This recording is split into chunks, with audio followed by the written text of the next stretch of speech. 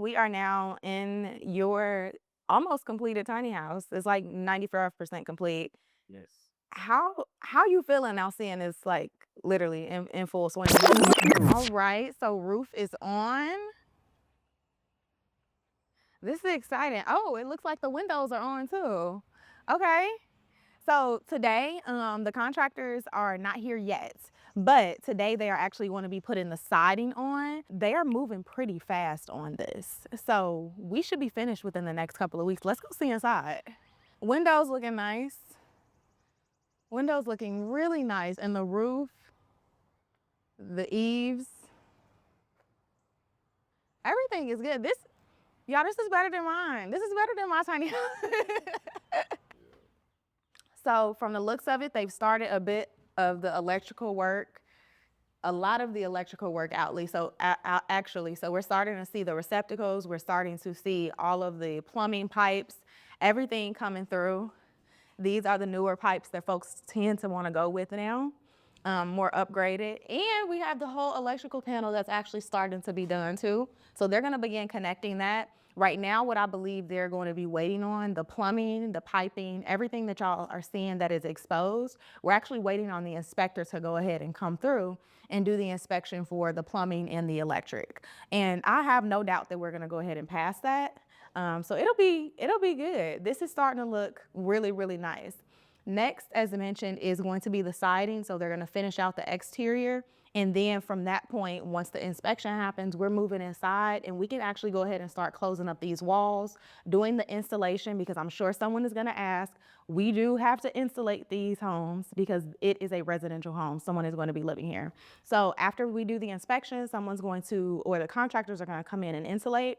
And then we're closing up walls and going to be finishing out the interior. This is way quicker with a lot less stress, a lot less roadblocks, a lot less going back and forth and firing contractors and all of that than my build years ago. So I'm really satisfied about this, and it's nice to just now see it up close here in South Atlanta because we've been building for years out in LA, y'all. We've been building for years out in California, like the last 2-3 years, but that's not necessarily up close. I'll go and I'll visit, but being able to just swing by and see the progress on this one and actually see how quickly it is moving, there's nothing like it.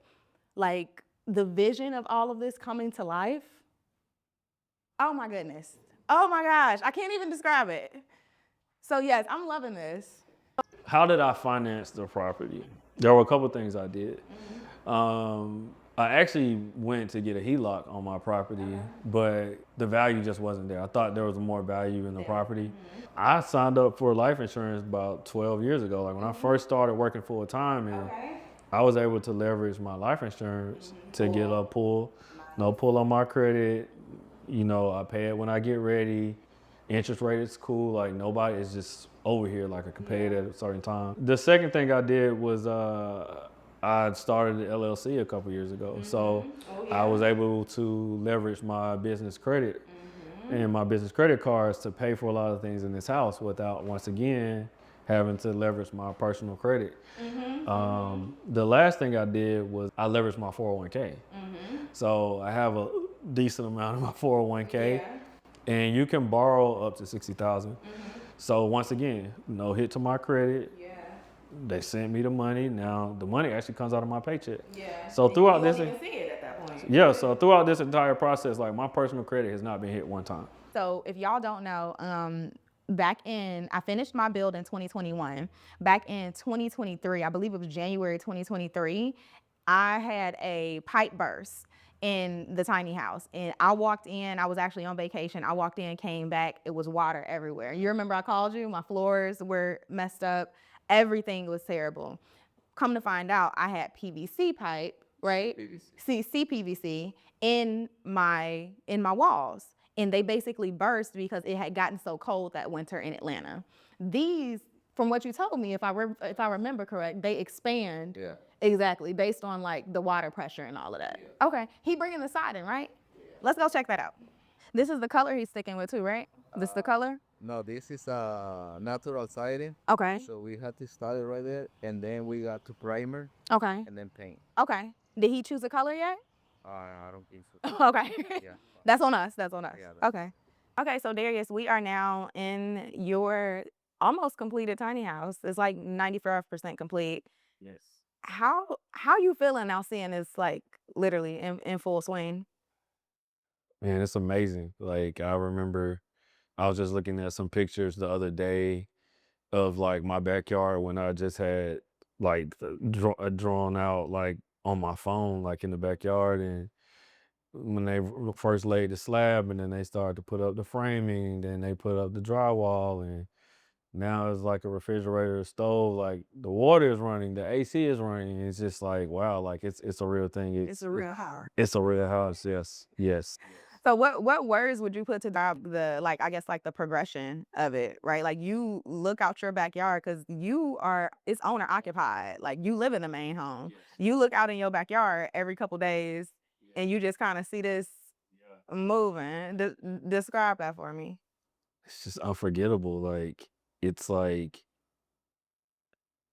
I can see it happening, but more so like a lot of times I would just catch myself like at night or during the daytime, like just looking in the backyard, like wow, like it's really here.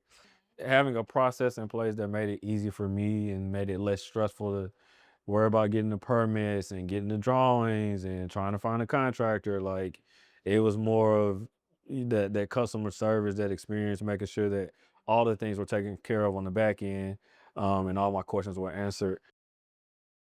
That's why we document all of this so that at the very least you can see, illustrate, visualize exactly what you need to do. So from this, take away the fact that it can be done. And looking at this docuseries compared to the first docuseries, there are so many ways and avenues that you can take. You can have something that is a little more luxury. You can have something that is like, okay, I'm just trying to be a little more economically feasible.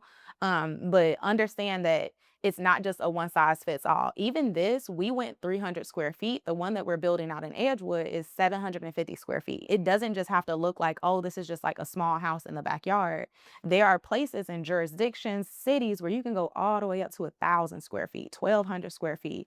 And at that point, that is a standard home. So understand that, like, I really want to change the narrative around the backyard tiny houses or accessory dwelling units so that people understand that there are so many models in which or ways in which you can make this happen. And even though you may feel like, okay, this doesn't work for me, there is likely something that works for you or something that works for someone. And even if it doesn't work for you, it's like it works very well for them because they got a small family or it's a starter home or they need to be close to their parents. Whatever it is, this is something that is viable. And that's what I really wanted to make clear. If you have space on your property and the logistics line up and you were thinking about investing in your property, like I would definitely do it. The services that they provide make it easier for you to make this transition.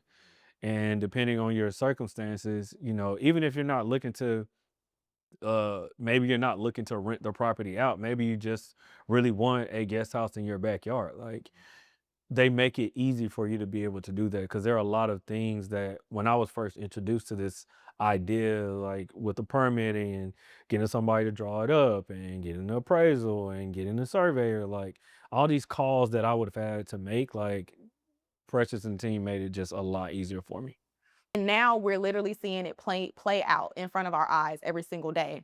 Exactly why people would want to live in a backyard or live in a tiny house or just like live closer to family. I think we're finally getting back to a point where we are leveraging group economics. We are living more in community, and I'm all for it. Like in this current market, this state where it's like everything seems so individual and we feel like we have to work and work and work and work and work and we don't have time to be supported, to be loved on. I love this as an aspect of like, again, it's real community that people are feeling, whether this is your family that you're moving in or even the community that you start building with somebody, a guest that you tend to have and they're renting it out. If you think you can do it, absolutely. If you have any questions, like the thing is regardless of whether or not you decide to engage me to assist or you engage someone else, I am always willing to point anyone in the right direction. So whether you shoot me an email, you somehow find me on socials and you ask your questions that way, that would be my advice is if you feel like you can do it, absolutely go forth and please leverage me as a resource. Whether you're just watching the content, you are purchasing a digital product, you're actually leveraging our platforms that we have to make this entire process easier, just just engage me. And when you finish, shoot me a message and let me know. Shoot me an email. It's been really cool because actually after the first part of going tiny, there were a couple people that did like email me photos like I did mine because of you. And it's phenomenal just seeing them kind of get through that process and have the confidence to do it because they've seen us do it. And if I can do it, you absolutely can make it happen.